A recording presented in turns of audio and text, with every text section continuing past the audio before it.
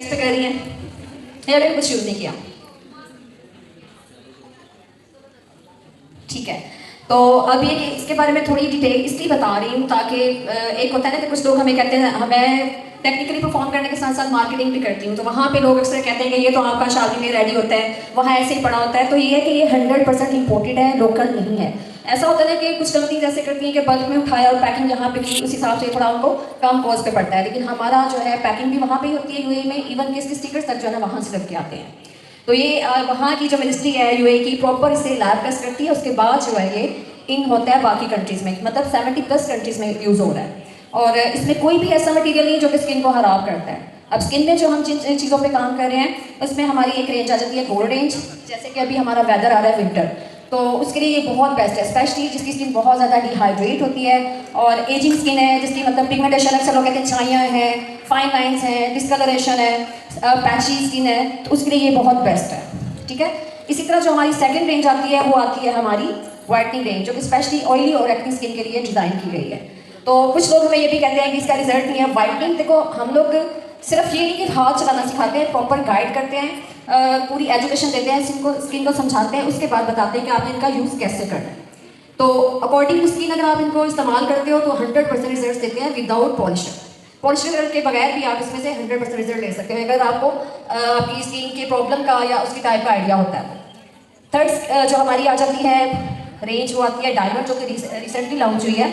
ये है for all skin type. अब देखिए टाइप्स 5 टाइप्स होती है ना, उनमें यही प्रॉब्लम होता है, किसी की ड्राई है, किसी की कॉम्बिनेशन है, किसी की ऑयली है, किसी की मतलब सेंसिटिव है, ऐसे ही है ना। तो अगर आपके पास ये 3 फेशियल्स आ जाते हैं तो बहुत ज़्यादा आपको अपने सैलून भरने की जरूरत नहीं होती कि ये फेशियल चाहिए, ये चाहिए, ये चाहिए। इन्हीं के साथ आप बहुत अच्छे से हर तरह की स्किन को ट्रीट कर सकते हैं, मिक्स एंड मैच करके भी, और सिंगल फेशियल के साथ भी वर्क कर सकते हैं। अभी टाइम शॉर्ट है, साथ ही हम काम भी स्टार्ट कर लेते हैं। तो आज हम कर रहे हैं डायमंड फेशियल। हाँ जी, लेकिन इसके रिजल्ट्स बहुत अच्छे हैं। ये फॉर ऑल स्किन टाइप है। ऐसे लोग जो कि बिगनर्स हैं, जिन्होंने अभी सेटअप स्टार्ट किए हैं और मतलब पहले से काफ़ी परचेजिंग कर चुके हैं।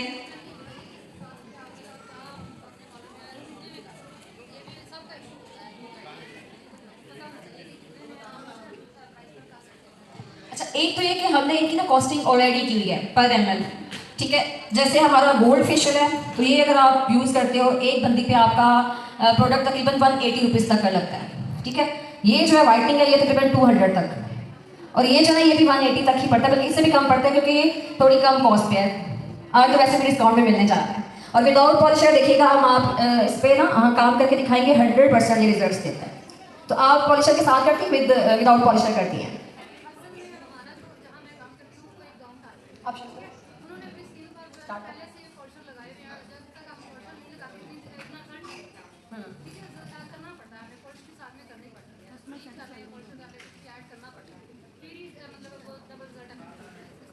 आप आप क्या समझती हैं कि पॉलिशर वाकई स्किन पे रिजल्ट देता है, स्किन को वाइट करता है? तो फिर क्या करती है, कैसे अपनी क्लाइंट को डील करती है, सेटिस्फाइड कैसे करती है? वैसे कर देती है चाहे नीड हो या ना हो?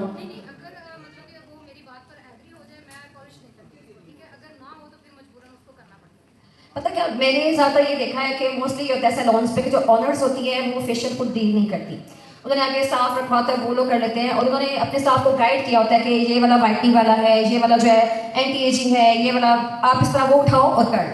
लेकिन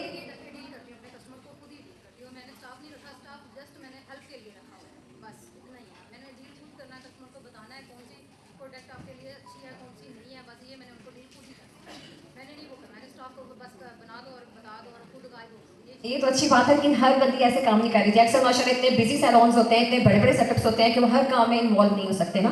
तो उसके लिए बेहतर ये होता है कि आप एक बंदी को चूज कर लें, एक बंदी को सिलेक्ट कर लें कि भाई ये जो है ये सारी डीलिंग ये करेगी, वो स्किन से रिलेटेड है चाहे हेयर से रिलेटेड है, क्योंकि सैलून का काम भी ऐसा डॉक्टर ही होता है, क्योंकि आप भी अपने आप को डॉक्टर ही समझ जाओ, स्किन के ट्रीटमेंट्स कर रहे हो, स्किन को डील कर रहे हो, तो उसमें स्किन की नॉलेज होना, स्किन को देखना, स्किन की टाइप को समझना, ये आप सबके लिए बहुत ज़रूरी है। तो आपके पास पहले नॉलेज होगा तो आप एक ऐसी बंदी का सिलेक्शन करें जो कि जिसको कंप्लीट नॉलेज दें, वो स्किन को पहले देखिए, चेक करें, उसके बाद अगर इस पे काम करेंगे किसी भी फेशियल पे जो कि ऑथेंटिक ब्रांड का हो।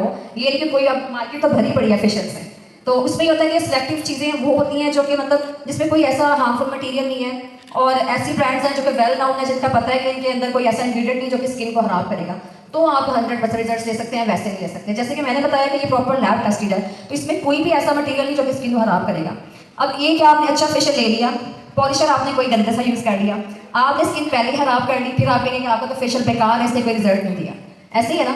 तो आपने पहले स्किन को देखना है, तो उसकी टाइप को देखना है, उसके प्रॉब्लम को देखना है, फिर उसका पूरा फेस का मतलब एनालिसिस करना है कि इसको इस चीज़ की नीड है या नहीं है। अगर ऑलरेडी इसने बहुत ज़्यादा पॉलिशर किए हैं, जैसे कि आपने बताया घर से करके आती हैं, तो उसे दोबारा रिपीट करने की ज़रूरत नहीं है।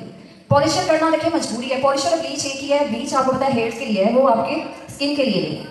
लेकिन जहाँ आपको लग रहा है कि मसला है या लोग इस चीज़ पे एक्टिव नहीं होते, तो आप पहले उनको देखें, अगर तो उनको नीड है उनको पूरा गाइड करें कि बाल जब तक आपके ब्लॉन्ड रहते हैं आपको रिपीट करने की जरूरत नहीं होती। अगर बार बार पॉलिशर लगाएंगी तो स्किन डैमेज हो जाएगी, कोई फेशियल कोई क्रीम काम ही नहीं करेगी। तो ये आपका काम है कि आप इसको गाइड करें। अब इसके अंदर तो ऐसा कुछ नहीं है, लेकिन पॉलिशर उसने हफ्ता पहले किया है, आपने अगेन कर दिया है, तो आपका फेशियल तो बेकार है, वो रिजल्ट ही नहीं देगा। तो इस तरह आपने काम करना है कि आपका क्लाइंट जो सेटिस्फाइड भी हो और भागे भी नहीं और आपका काम भी अच्छा हो जाए। तो कैसे करेंगे फिर, उसमें क्या करते हैं, सबसे पहले क्या देखते हैं, अगर फेशियल वाला कोई आता है तो सबसे पहले क्या पूछती हैं उससे, बस ये आके बता देती हैं वाइटनिंग का कराना है। स्किन के अकॉर्डिंग करना, स्किन को देखना। ठीक है, अब मैंने बताया कि ये हमारी रेंज ड्राई स्किन के लिए, तो कैसे पता चलेगा इसकी स्किन ड्राई है? स्किन का बहुत टाइप पता, आपको बस चेकअप करना पड़ता है ना, दबा के नोज को दबा के पता चल जाता है, और टीथ को पता चल जाता है, माथे को दबाए तो पता चल जाए ऑयली स्किन है, मिली जुली स्किन है, ड्राई स्किन है। ठीक है, ये भी ठीक है, लेकिन पता क्या, देखिए अक्सर होता है कि आप जल्दी जल्दी में होते हुए इतना नहीं कर सकते, तो सिर्फ पोर साइज से आप आइडिया कर सकते हो। पोर साइज अगर बिल्कुल आपको नजर नहीं आ रहा, इसकी डिस्कलरेशन है, जिसे कहते हैं अनइवन टोन स्किन है, कहीं से कलर हो रहा है कहीं से और, इसका मतलब पैची स्किन है, रिंकल्स और खिंची हुई स्किन फील हो रही है, तो वो ड्राई होगी। इसी तरह अगर ऑयली स्किन है, कुछ पे एक्नी होती है कुछ पे नहीं होती, लेकिन ऑयल हो सकता है सब फील नहीं हो रहा, लेकिन ऑयली स्किन की एक चीज़ होती है कि उसकी पोर साइज लार्ज होता है, इससे आपको आइडिया हो जाना चाहिए कि ये जो है ये ऑयली स्किन है। इसी तरह अगर पोर साइज कुछ ओपन है कुछ क्लोज है बिल्कुल ही, तो वो कॉम्बिनेशन स्किन आ जाती है। अब जो सेंसिटिव स्किन है वो खुद ही कह सकती है कि हम कुछ भी करें तो हम पे रिएक्ट हो जाता है, हम ये नहीं कर सकते, हमें ये चीज़ नहीं लगाओ, हमें इससे एलर्जी है या कोई प्रॉब्लम होती है, तो उस पर आपको थोड़ा केयरफुली करना होता है काम। बाकी ये जैसे गोल्ड एज है, तो ये आपको पता है जो होती है एजिंग एक नेचुरल प्रोसेस है, अल्लाह की तरफ से है, तो इसमें जितने इंग्रीडियंट्स हैं सारे नेचुरल है। जैसे हमारा क्लींजर है, इसे हम 3 टाइम यूज़ कर सकते हैं। अभी होता है कि अक्सर फेशियल में मेकअप रिमूवल अलग से है, जो होता है जी क्लींजिंग अलग से है, डीप क्लींजिंग अलग से है, लेकिन ये तीनों का काम हम एक के साथ करेंगे। ये डीप क्लींजिंग भी करता है, क्लींजिंग भी करता है और मेकअप रिमूव को भी करता है, रिमूवल भी है। अब इसमें होता है कि जैसे आपके पास ब्राइड रेडी होने के लिए आई हो, मे भी उसने सर्विस कहीं और से ले ली हो, लेकिन जब आप उसका मेकअप करेंगे तो हम इसे प्री ब्राइडल मेकअप के लिए भी यूज़ करते हैं। इसमें हम ये करते हैं कि 5 मिनट्स में हमने उसकी क्लींजिंग टोनिंग और उसके स्किन को मॉइस्चराइज करके उसके ऊपर उसका मेकअप करना होता है। अब इसका ये बेनिफिट होता है कि आपकी जो बेस है वो बिल्कुल फिक्स रहती है। ठीक है, टोनर करेंगे तो उसमें आपका पोर साइज जो है बिल्कुल मिनिमाइज हो जाएगा, उसके अंदर बेस नहीं जाएगी, प्राइमर नहीं आपका जाएगा, कंसीलर नहीं जाएगा, प्रोडक्ट भी कम लगेगी और फिक्सिंग उसकी अच्छी होगी, और वो उसमें फाइन लाइन्स में जैसे रिंकल्स आ जाते, आ जाते, क्रैक्स आ जाते हैं, वो नहीं आएंगे और बिल्कुल आपकी वो ऑक्सीडाइज भी नहीं होंगी। तो इसका ये बेनिफिट भी है इसके मतलब क्लींजर टोनर का।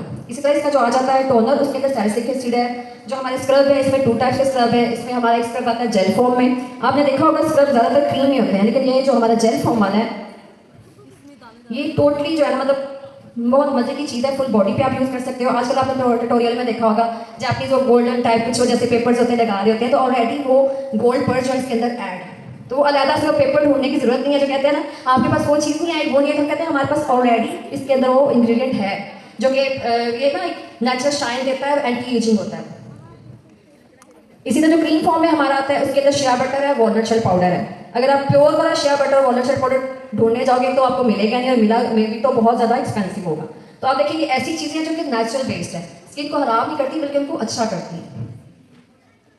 इसी तरह हमारा जो मास्क आ जाता है, हमारी जो मसाज आती है, मसाज के अंदर जो है स्वीट आलमंड ऑयल आ जाता है, उसमें पता फेशियल ऑयल सीरम्स का कितना मतलब ट्रेंड है। उसमें कहते हैं कि फेशियल ऑयल भी हमें चाहिए, हमें सीरम भी चाहिए, आपके पास भी सीरम्स नहीं है, तो हमारी इन तीनों रेंजों में ऐसा है कि आप तीनों को हाइड्रा के साथ भी यूज़ कर सकते हो, इसमें एक्स्ट्रा कोई भी सीरम वगैरह या कोई भी ऑयल यूज़ करने की जरूरत नहीं होती, ऑलरेडी हर चीज़ इसके अंदर है।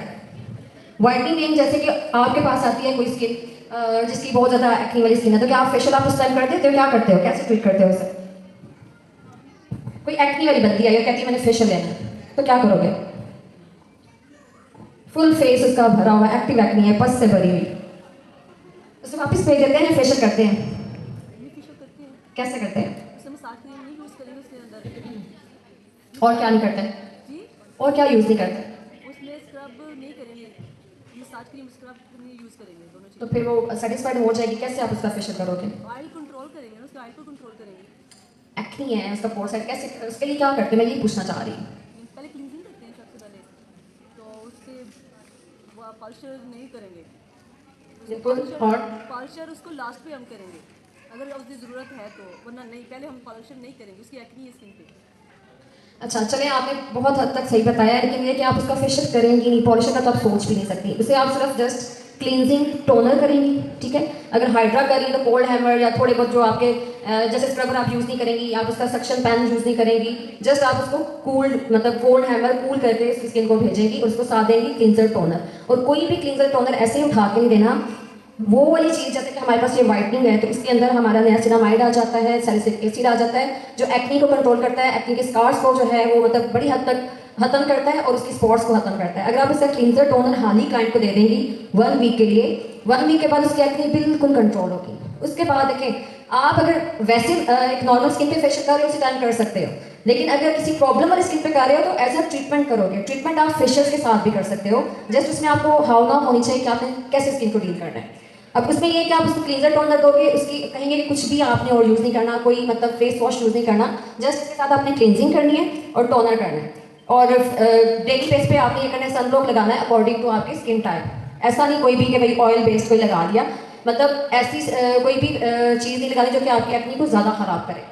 वीक के बाद जब आएंगे फिर आपने इस तरह करना है, क्लींजिंग टोनर आपने खुद भी किया, हल्का सा मसा देखना है कि एक्नी कंट्रोल हो गया है तो उसमें सिर्फ थोड़ी थोड़ी स्किन हील होने वाली रह गई है, तो फिर आप उसमें स्क्रब स्किप करोगे, बाकी सारा कर सकते हो, ठीक है। अगर आप एक्नी के ऊपर ही कर दोगे ना तो उसकी स्किन खराब हो जाएगी।